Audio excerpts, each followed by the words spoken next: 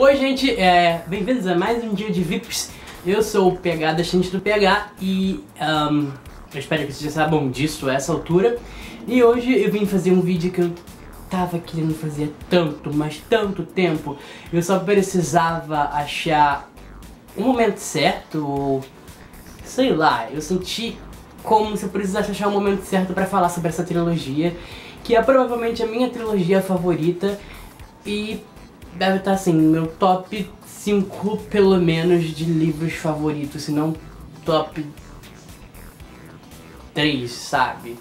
Que é, você já deve ter visto no título, mas enfim, não sei porque a gente faz vídeo, faz drama se vocês leem o título do vídeo, mas enfim, que é a trilogia As Peças Infernais da Cassandra Clare, que começa com Anjo Mecânico, seguidos por Príncipe Mecânico e termina com Princesa Mecânica.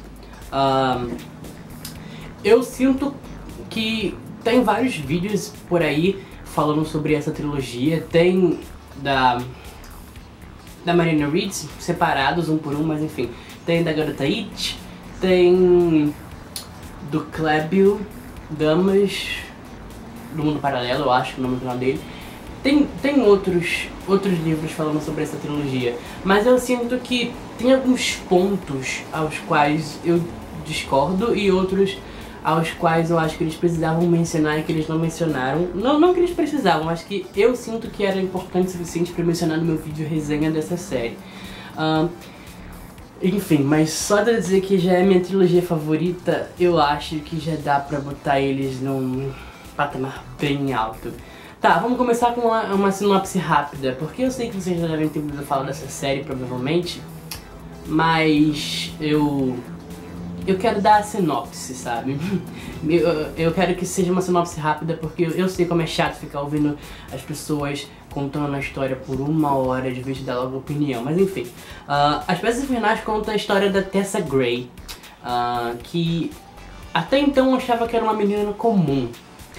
Ela era órfã de pais e morava com a tia dela em Nova York. E essa história se passa em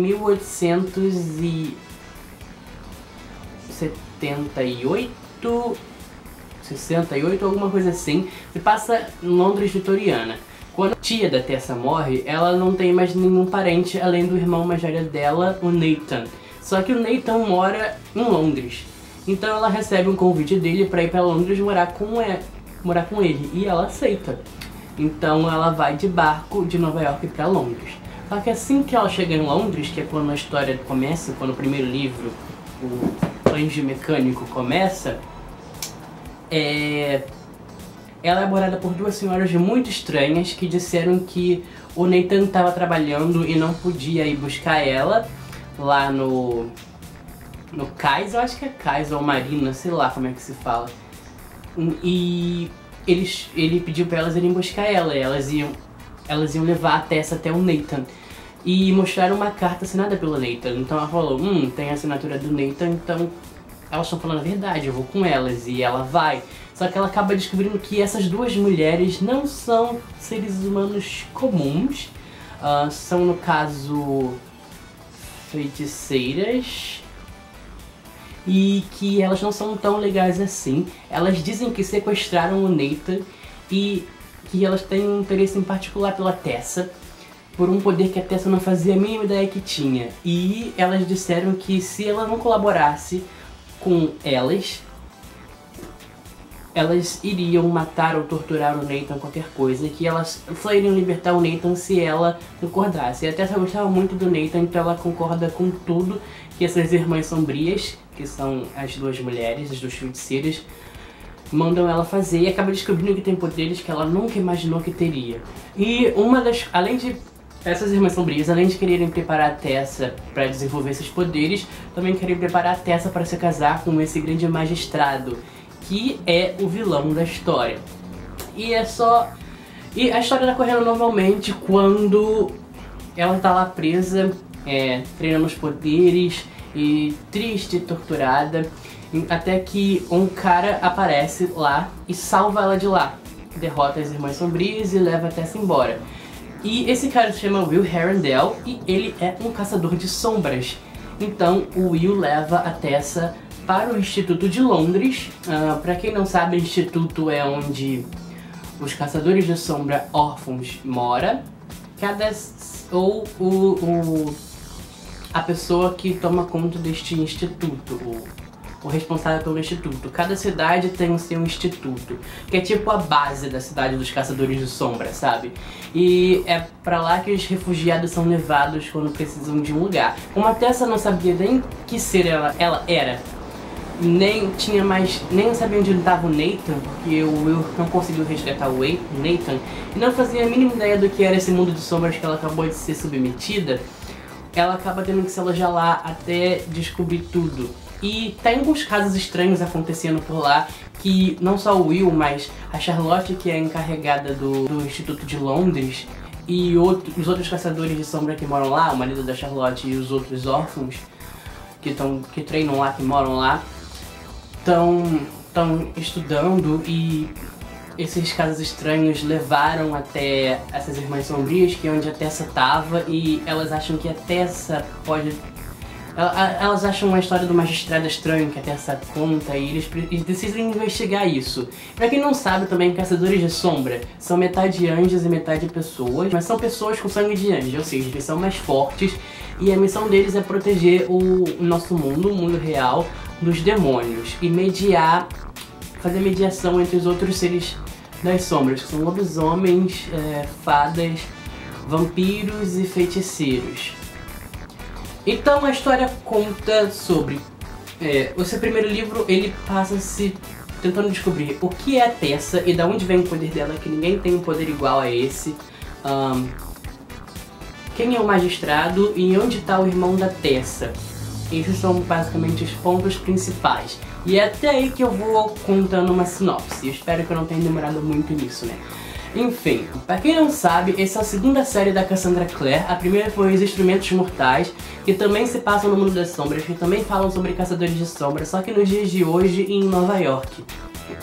Que é a história da Claire, do Jace e do Simon. Se vocês me conhecem, vocês me viram repetir 1 milhão de vezes sobre tanto Os Instrumentos Mortais quanto as Peças Infernais, que são meus amorzinhos. E ok, quer dizer que a escrita dela aqui é interessante, não é tão diferente assim da outra, mas você consegue ver que ela tenta, sei lá, ela tenta ser um pouco mais clássica devido à época, mas não faz grande diferença assim.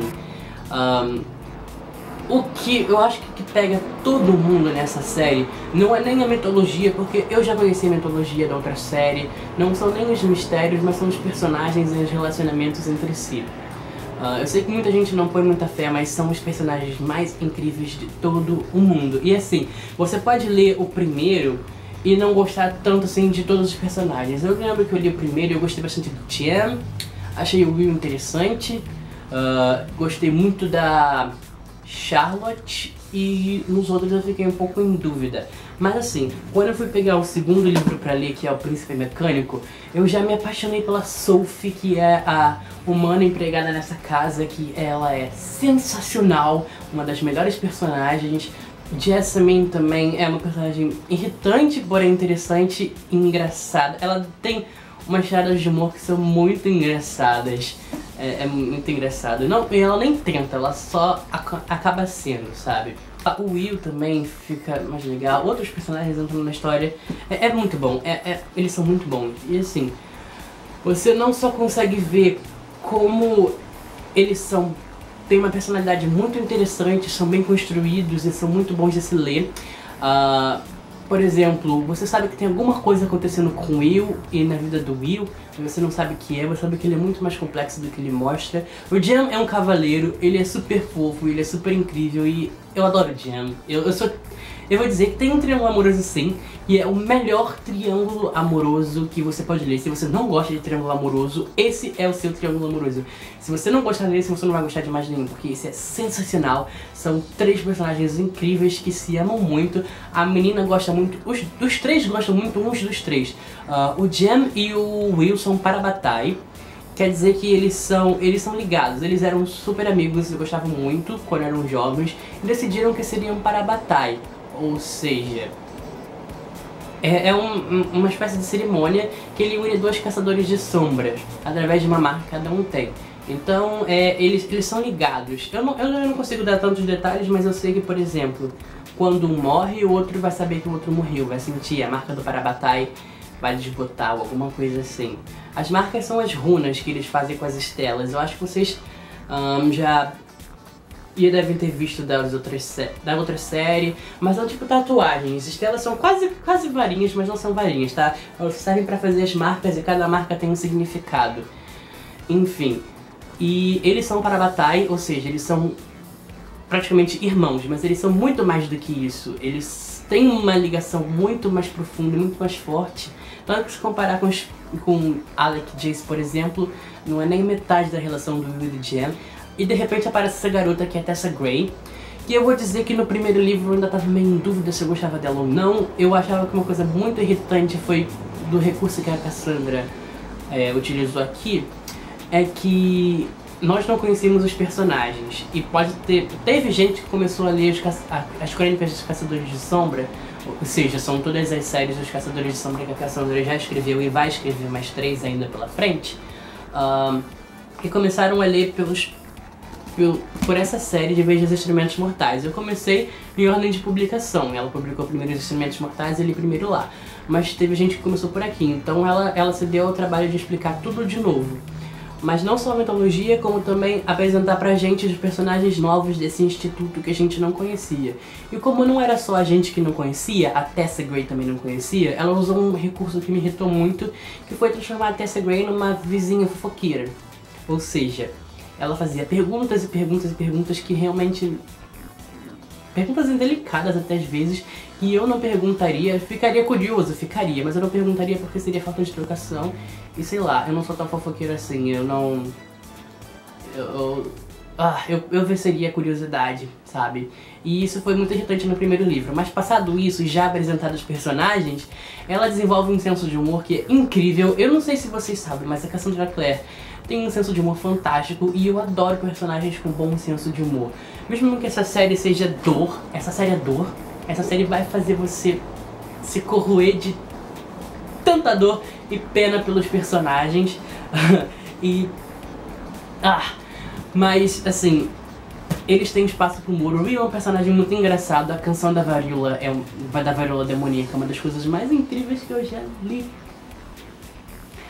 Enfim, a Tessa também consegue ser muito engraçada, o jeito que ela consegue conversar com o Will, com a Jasmine e com o Jen. Voltando ao Triângulo Amoroso que eu comecei a falar. E, assim, eles já eram amigos antes, aí chega a Tessa, a menina, no meio da história. E os dois acabam se interessando por ela ao mesmo tempo, mais ou menos. E ela começa a se interessar por um, mas só que ele magoa ela. Aí depois ela começa a prestar mais atenção no outro. Aí depois o outro volta e ela fica em dúvida. E quando ela viu, ela já se apaixonou por esses dois meninos incríveis de maneiras tão intensas, mas de formas diferentes, porque eles são intensos e diferentes. E os dois gostam muito dela, os dois gostam muito um do outro, e os três se amam, e é mind-blowing. Mas eu vou dizer que eu sou Team Jem até o final, porque o Jem é um fofo, ele é um dos meus personagens favoritos da Cassandra. Acho que ele só perde pro Simon, que é o meu queridinho. Mas o Jem é incrível, e a história dele é tão triste. Eu lembro que eu lia os capítulos que ele contava a infância dele, é tão triste. Mas enfim. Mas voltando pra história e pro enredo, eu vou dizer que eu fiquei um pouco decepcionado. Anjo Mecânico, essa série, eu sei que quem leu a primeira série da Cassandra Clare, principalmente até Cidade de Vidro, acha que ela é expert em escrever ação, porque a primeira parte dos Instrumentos Mortais tem bastante ação. Só que se você estiver procurando por uma série com muita ação em As Peças Infernais, você vai se decepcionar. O primeiro livro, Anjo Mecânico, é o que mais tem ação, e o que menos tem, com certeza, é o Príncipe Mecânico. O Nintendo da Mecânica também tem bastante ação assim, mas eu não sei. Eu acho que é mais ou menos no mesmo nível que Anjo Mecânico, ou um pouco menos, é por aí. Só que são séries que não tem tanta ação assim, eles focam na mitologia, ela foca na mitologia, nos personagens, nas características deles, na personalidade deles, nos relacionamentos e nos mistérios tem um pouco. Então, se você tá esperando achar bastante ação, você vai se decepcionar um pouco, porque eu já vi resenhas de pessoas falando sobre isso. E outra coisa, achei os mistérios previsíveis, assim. Sabe quando você tá lendo uma série e os personagens, eles têm essas informações, e com essas informações eles fazem as teorias deles. Só que assim, ainda não tá nem no final do livro, tá no início tá no meio da série, os personagens já têm as teorias deles todas. Só que os personagens sempre pensam na coisa mais óbvia, que nem a gente. A gente sempre pensa na coisa mais óbvia, porque a gente nunca para pra pensar, nossa, somos personagens de um livro, então não vai ser o mais óbvio porque a autora não quer que seja. Mas eles estavam certos esse tempo todo, era a coisa mais óbvia. E isso é frustrante pra mim, pelo menos, porque umas coisas que eu mais gostei na outra série eram as reviravoltas que não acontecem mais tanto assim. Mas enfim, deixa pra lá. E outra coisa que ninguém mencionou e que eu fiquei abismado é o conteúdo feminista que tem, principalmente no primeiro livro, quando a Tessa é apresentada a esse mundo. A peça... o Will dá pra Tessa o Códex dos Caçadores de Sombra para que ela possa estudar e para que ela possa entender o que está acontecendo em volta dela. E ela fica maravilhada com esse mundo onde as mulheres podem usar calças e lutarem como os homens. Gente, ela vivia numa época que só o que as mulheres podiam fazer era casar e ter filhos, sabe? Isso é sensacional da autora de acrescentar. E ela realmente conseguiu construir uma sociedade onde a mulher ainda sofre preconceito, mas luta também. E é muito interessante, muito interessante. A Cassandra Clare é uma linda. Enfim, esses livros são 5 estrelas. O último livro pra mim é o melhor. É tudo lindo aqui. Enquanto tem um pouco mais de ação e muito sofrimento. O Jen tá chatinho aqui, mas assim, a gente espera porque o Jen é incrível. E assim, melhor final. Adoro o epílogo. Eu acho o epílogo perfeito. Acho que a Cassandra Clare foi muito inteligente de fazer isso, de agradar todo mundo. É sensacional, é demais, enfim. Cassandra Clare, um beijo, meu amor, minha vida, enfim. Mas, gente, é isso. Eu adoro essa série, eu acho que ela é perfeita, ela é incrível. Assim, tem um problema, assim, pouca ação, pouca reviravolta, meio óbvio. Mas, assim, personagens incríveis, relacionamentos incríveis, mitologia muito legal. Final perfeito. E ela consegue terminar com cliffhanger. Ela termina a série com cliffhanger, que é louco. Mas enfim, se vocês gostaram desse vídeo, por favor, deem joinha. Se vocês ainda não são inscritos, inscrevam-se e se inscrevam no meu outro canal, que assim que o VIPs acabar aqui, eu vou fazer VIPs lá também. Enfim, gente, é isso. Até amanhã. Beijo. Tchau.